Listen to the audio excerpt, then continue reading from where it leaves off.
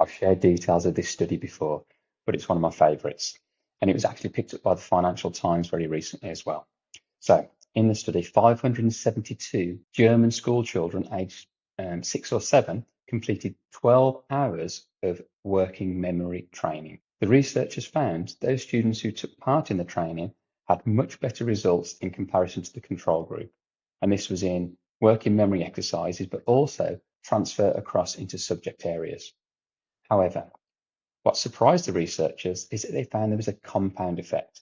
Even with no further training, those students continued to develop their skills 6 months, 12 months, and most importantly, 3 years after the training ended.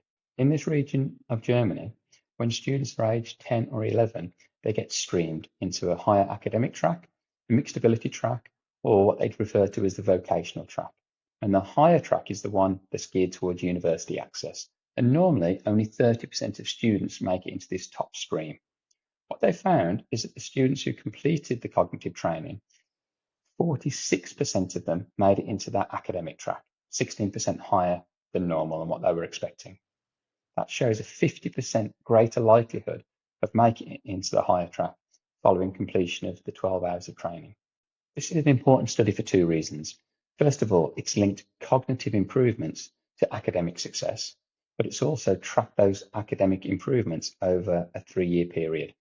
And you'll probably agree that the academic impact is quite significant, increasing from 30% chance to 46% chance. And this is only from a 12-hour time investment.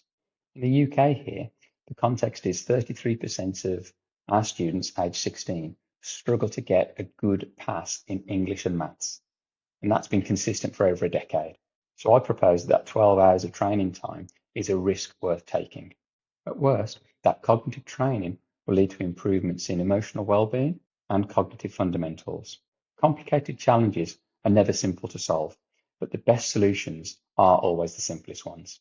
Let me know if you'd like to explore this approach to help give your students a better start in life.